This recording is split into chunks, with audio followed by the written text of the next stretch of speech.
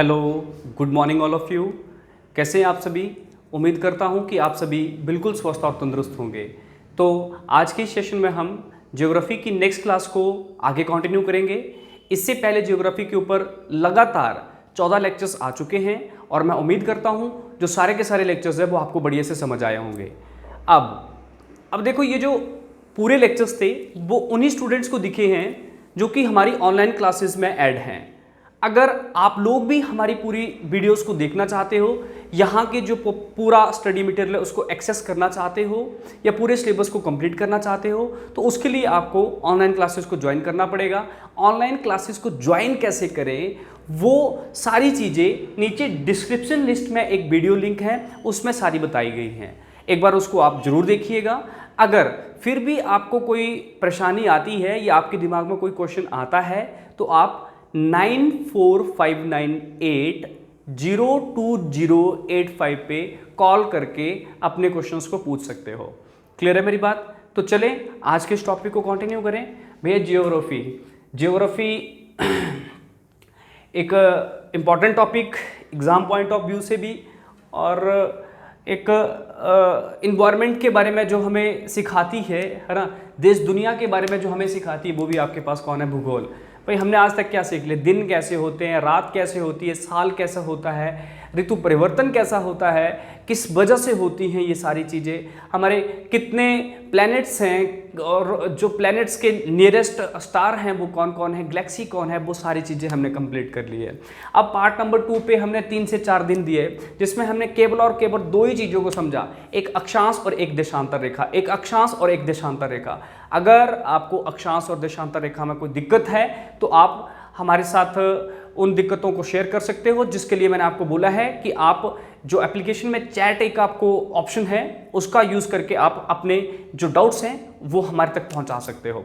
अच्छा जी, चलो तो देखो, हमने पार्ट नंबर 2 पे सबसे पहले टॉपिक क्या डिस्कस किया? देशांतर और अक्षांश रेखाएं। क्लियर है?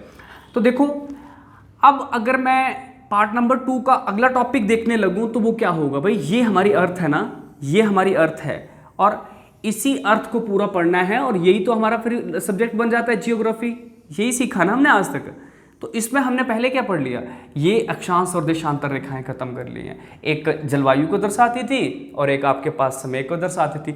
अगर दोनों के लिए एक हम पॉइंट बोलें तो वो क्या था? वो पर्टिकुलरली किसी प्लेस को एक तरह से आइडेंटिफाई करने के लिए अक्षांश और देशांतर रेखाएं हेल्प करती हैं।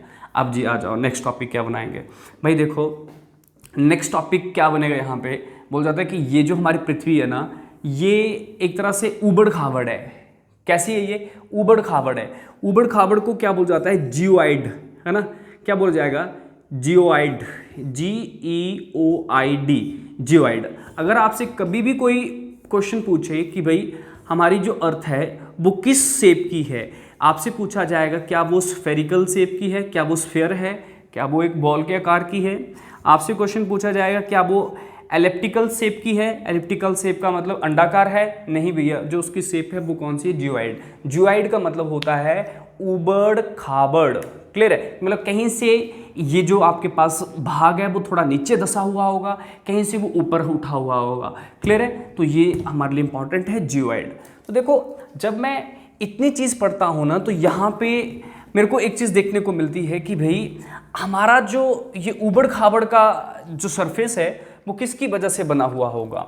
हमने आज तक क्या किया भैया? बुक्स को तो अभी तक फॉलो ही नहीं किया ना हमने, बस हम लॉजिक्स के साथ आगे बढ़ रहे थे। लॉजिक्स क्या था भाई? हमने अपने ग्लोब को देखा, उसके ऊपर अक्षांश देशांतर रेखाएं थी, तो हमने पहला टॉपिक वही बना दिया, अक्षांश देशांतर। अब दूसरा टॉपिक क्या बनाया इसमें? दूसरा टॉपिक यही हुआ भाई, जब ऊबड़ खाबड़ है ना, ऊबड़ खाबड़ किसकी वजह से है? भाई यहाँ पे ना चट्टानें बड़ी बड़ी, हमारे जो सरफेस है, जो हमारे लैंड है उसके ऊपर आपके पास क्या है? चट्टानें या फिर रॉक्स हैं। क्या हैं? रॉक्स या फिर चट्टानें। बात क्लियर हो रही है? जिसकी वजह से क्या आपके पास एक शेप पे मान रहे हैं जियोइड। तो इस चीज को कंटिन्यू करें। हाँ चलो जी, तो देखो आज का हमारा टॉपिक होगा रॉक्स। इसको बढ़िया से समझेंगे कि किस तरह से यहाँ से क्वेश्चंस पूछे जाते हैं और यहाँ पे आज तक कौन कौन से क्वेश्चंस पूछे गए हैं। चलो जी, रॉक्स, रॉक्स या फिर चट्टानें, रॉक्स या फिर चट्टानें क्या बोल जाएगा? या तो हम इसको क्या बोलेंगे? रॉक्स, या फिर इसको क्या बोलेंगे हिंदी में, चट्टाने, चट्टाने, है ना, चट्टाने, सही है।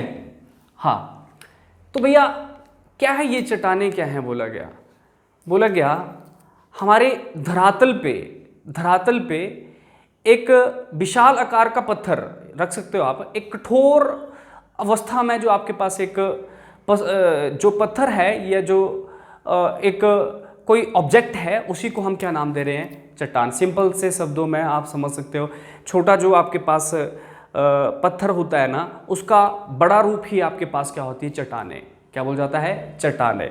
अब बोल जाता है कि जो चट्टाने हैं ना, उनकी बनावट के आधार पे, उनकी बनावट, उनके आकार, तो हमने पढ़ लिया ना, आकार क्या है, आकार बड़ा होगा पत्थर का तो उसको हम चट्टान बोल देंगे। अब क्या बोला गया कि चट्टानों के जो एक तरह से बनावट है, उसके आधार पे चट्टानों को 3 पार्ट्स में डिवाइड किया जाता है।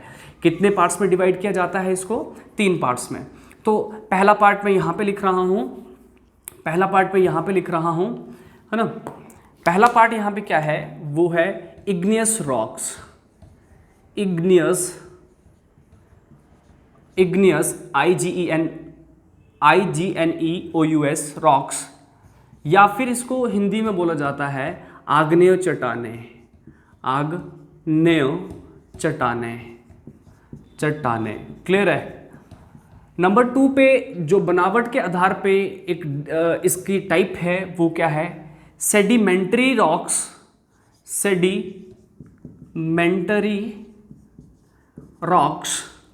या फिर अपसादी चट्टाने,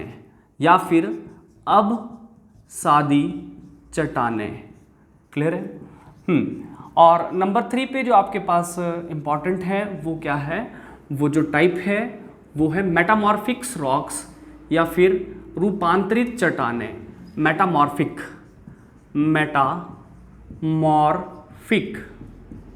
या फिर रूपांतरित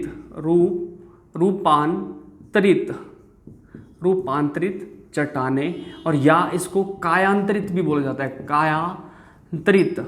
कायांतरित चट्टाने। क्लियर है। तो भैया बोला गया कि अगर मैं चट्टानों की बात करूं तो बोला गया एक जो विशाल पत्थर होता है, ये बहुत बड़ा जो आपके पास पत्थर होता है, उसको हम चट्टान का नाम दे देते हैं।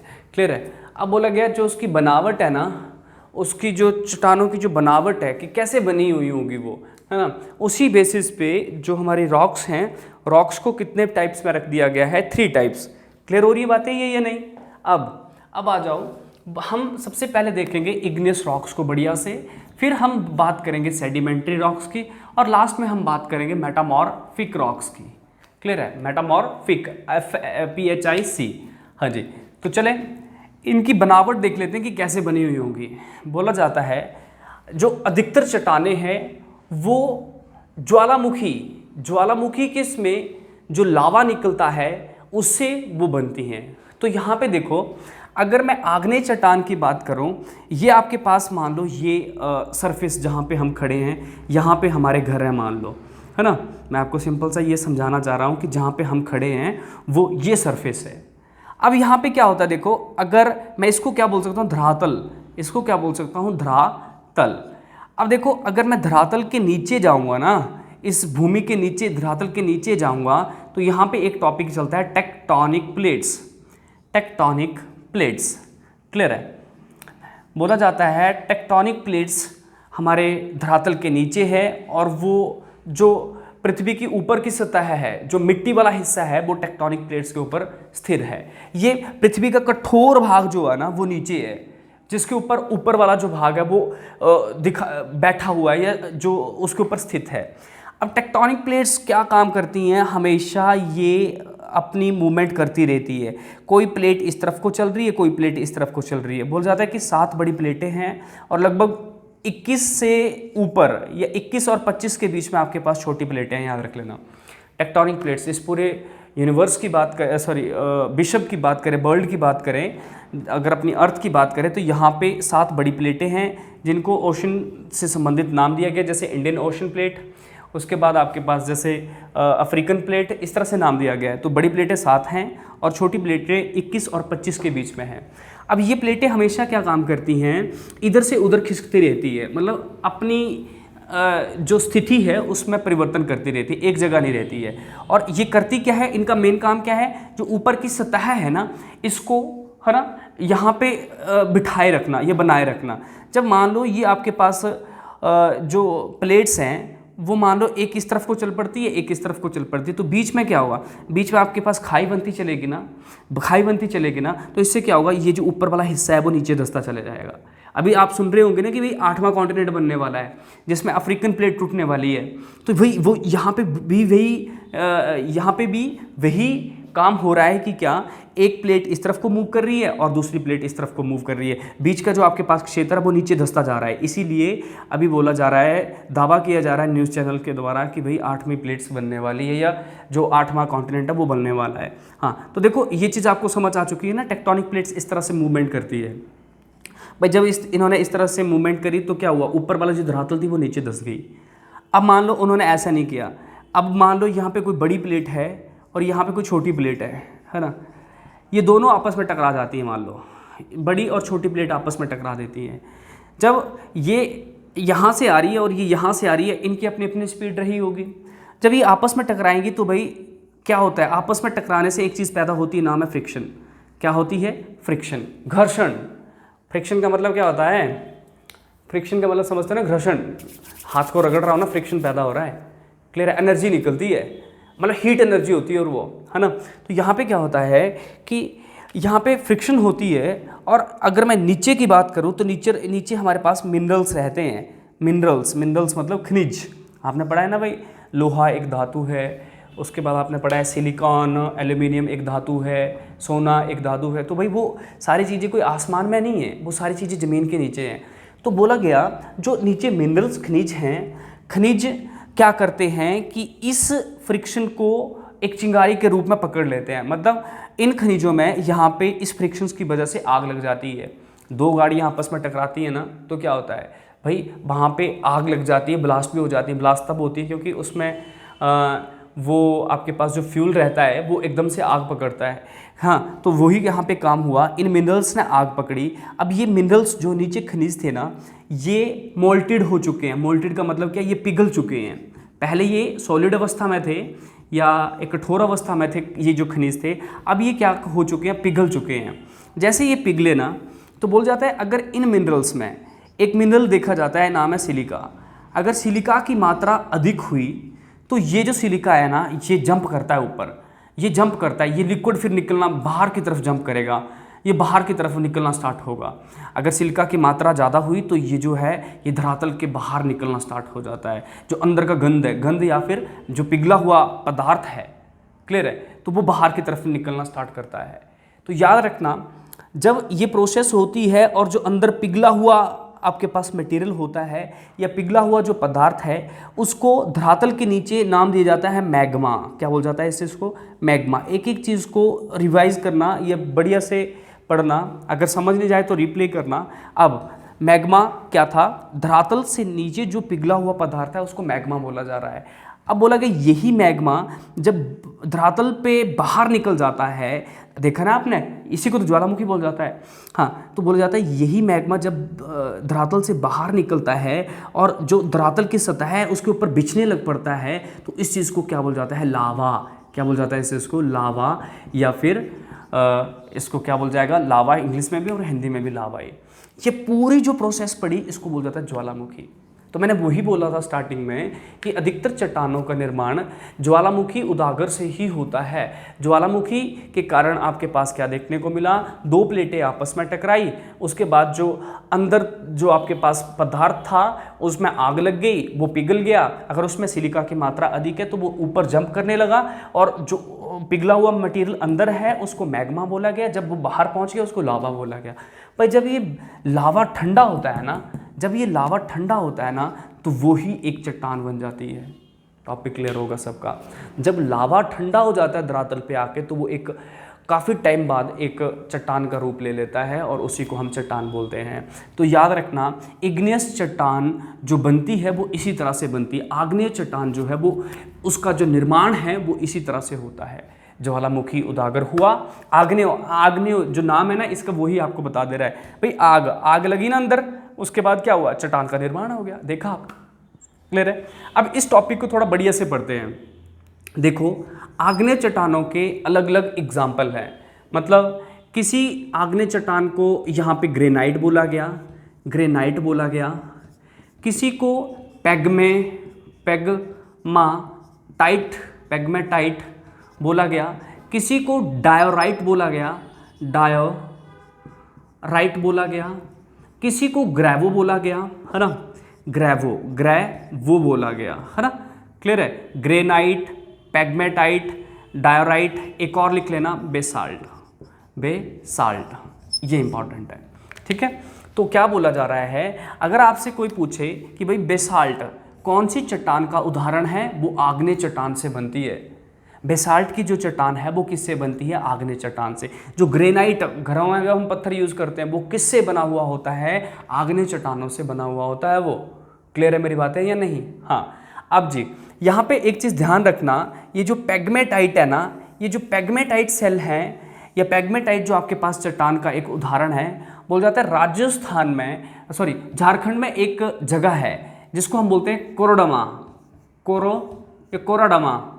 कोरोडमा। क्लियर है? क्या बोल जाता है, एक सेकंड रुको, मैं पूरा देखता हूँ, थोड़ा सा भूल रहा हूँ मैं इस चीज़ में कि इसको क्या बोला जाता होगा। इसका नाम है कोडरमा, सॉरी कोरोडमा नहीं था, कोडरमा।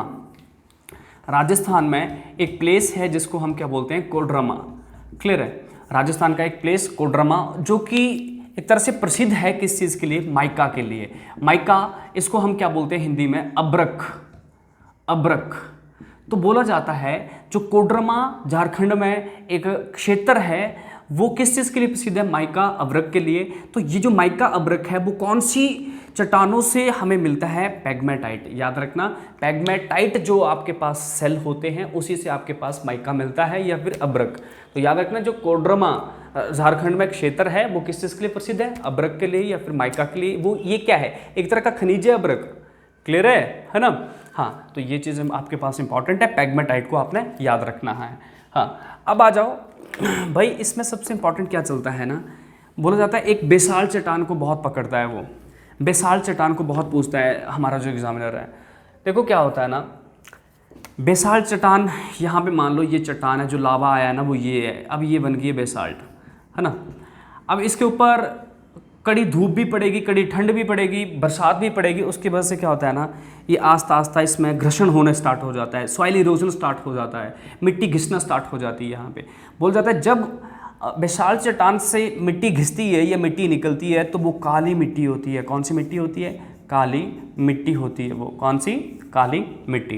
क्लियर है? मोस्ट इंपॉर्टेंट है। ब्लैक सॉइल किससे मिलती है, बेसाल्ट चट्टान से।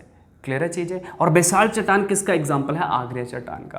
क्लियर है? अब ये भी याद रखना, काली मिट्टी को एक और नाम से जानते हैं, वो है रेगूर सॉइल।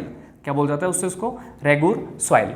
तो ये इंपॉर्टेंट था, आग्नेय चट्टानों के बारे में हमने सारी चीज़ें सुनी। अब जो इंपॉर्टेंट फैक्ट हैं और पेपर में और पूछे गए हैं उनको मैं यहाँ पे डिस्कस कर रहा हूँ। देखो क्या बोला जाता है, जो आग्नेय चट्टानें हैं ना, आग्नेय चट्टानों में जीवाश्म नहीं पाया जाता है। पेपर में ये पूछा जाता है क्या आग्नेय चट्टानों में जीवाश्म पाया जाता है। सबसे पहले तो हमें ये पता होना चाहिए जीवाश्म होता है क्या है। मैंने बता दिया, नहीं पाया जाता है। देखो जीवाश्म क्या होता है, जीवाश्म का मतलब होता है कि जीव जंतु में क्या आ जाता है, जो भी जीवित वस्तुएं होती हैं। जैसे फॉर एग्जांपल वनस्पति का मतलब पेड़ पौधे। अगर मैं जंतुओं की बात करूं, कोई जानवर को, कीड़ा, कोई मकोड़ा, नहीं भाई, कभी भी इसमें जीवाश्म नहीं पाया जाता। क्यों भाई, जहाँ पे गर्मी है ना वहाँ पे तो भाई जीवन है ही नहीं है। जीवन कहाँ पे है, जहाँ पे पानी है वहाँ पे जीवन है। जब बरसात चलती है ना, बरसात के होने के साथ साथ बहुत सारे जीव जंतु जन्म लेते हैं ना, तो वही आप समझ सकते हो कि भैया जहाँ पे पानी है वहाँ पे जीवाश्म है, यहाँ पे जीवाश्म नहीं है। क्यों? क्योंकि ये बनी कैसे है, आग निकली अंदर से। भाई ज्वालामुखी आप देखना, पेपर नेट पे सर्च करो जरा, क्या होती है वोल्केनो, ज्वालामुखी क्या होती है, लग जाएगा पता। अंदर से जो पिघला हुआ पदार्थ है ना, आग निकल रही होती है वो एक तरह से। तो भाई अंदर जब आग है तो जीव जंतुओं को तो मतलब नहीं बनता है। क्लियर है चीज़ें? तो याद रखते हैं यहाँ पे कभी भी जीवाश्म नहीं पाया जाता है। नेक्स्ट जो इंपॉर्टेंट क्वेश्चन यहाँ से पूछा गया है वो क्या है, बोला जाता है कि ये जो इग्निस रॉक्स है ना, इनको प्राइमरी रॉक्स बोला जाता है। इनको क्या बोला जाता है? प्राथमिक चट्टान या प्राइमरी रॉक्स या प्राइमरी सेल भी बोला जाता है इसको। प्राइमरी रॉक्स या प्राइमरी सेल भी इसको नाम दिया जाता है। वो क्यों बोला जाता है कि प्राइमरी का मतलब होता है प्राथमिक, प्राथमिक का मतलब होता है पहली। इसको प्राइमरी क्यों बोला जाता है? बोला जाता है अगर ये वाली रॉक है ना, तभी आगे वाली रॉक दिखेगी, तभी इससे आगे वाली रॉक दिखेगी। अगर ये नहीं होती तो आगे की रॉक्स नहीं बनती।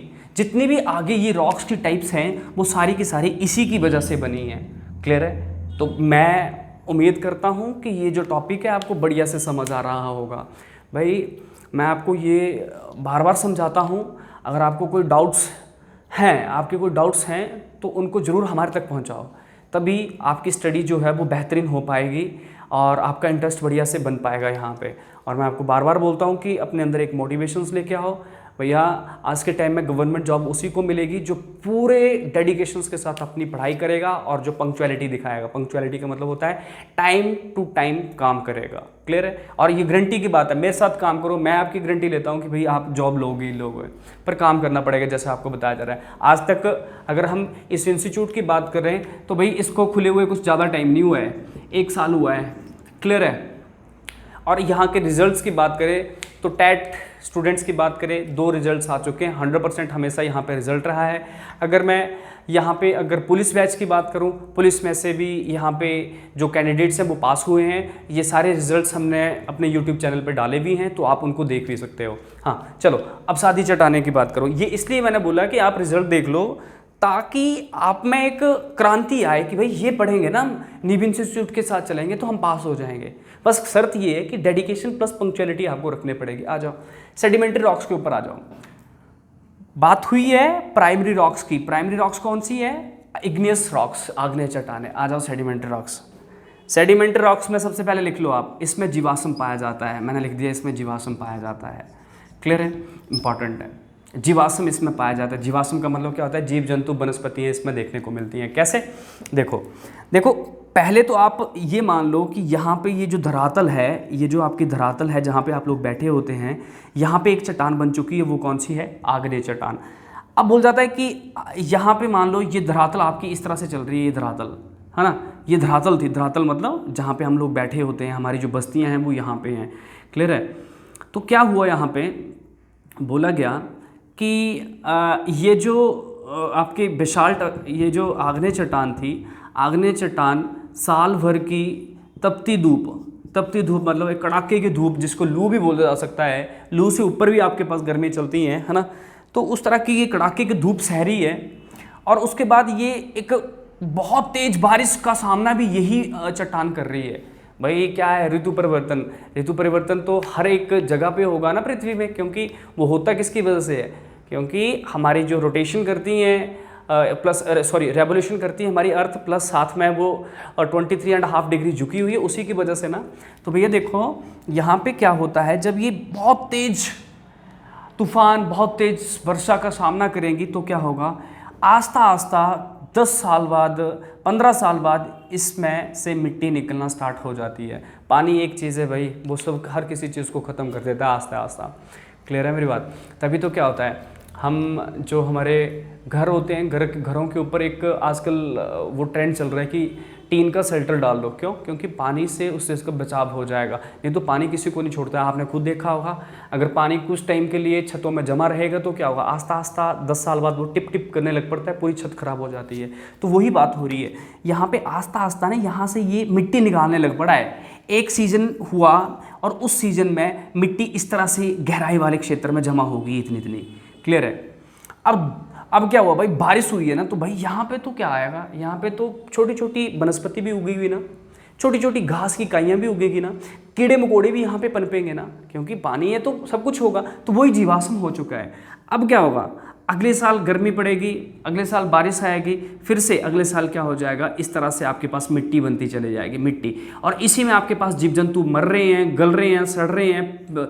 जो आपकी वनस्पति है वो इसी के अंदर आती जा रही है। एक ऐसा टाइम आएगा, लाखों वर्षों की ये आपके पास पूरी कहानी होती है। अब आपके पास यहाँ पे एक चट्टान बन चुकी है। इसी चट्टान को हम नाम देते हैं नंबर 2 की अवसादी चट्टान। क्या बोल जाता है इस चीज़ को, अपसादी चट्टान। समझ चुका हूँ, मान चुका हूँ कि आप इस चीज़ को समझ गए होंगे। इसके जो एग्जाम्पल हैं वो मैं यहाँ पे लिखता हूँ। नंबर 1 बलुआ, बलुआ पत्थर, बलुआ पत्थर। नंबर 2 पे मैं यहाँ पे लिख रहा हूँ चूना पत्थर, चूना पत्थर। क्लियर है। नंबर 3 पे मैं यहाँ पे लिख रहा हूँ सैल, सैल, या जिसको आप स्लेट भी बोल देते हो, यहाँ पे लिख लेना स्लेट, है ना। ठीक है। उसके बाद आप इसमें और क्या चीज़ें ऐड कर सकते हो, अभी के लिए इतना समझ लो, इतना रख लो आप, है ना। बलुआ पत्थर, चूना पत्थर, स्लेट की बात करी, ये जो हैं वो सेडिमेंट्री रॉक्स की एग्जांपल्स हैं। इन एग्जांपल्स को नेक्स्ट क्लास में बढ़िया से पढ़ेंगे, पर अभी के लिए इतनी चीज़ों को समझते चलो। इसका जो पेट क्वेश्चन है जीवाश्म वाला क्वेश्चन पक्का बनता है। याद रखना कोयला, हाँ यहाँ पे याद रखना कोयला, कोयला भी आपके पास इसी चट्टान का एक उदाहरण है। क्लियर है।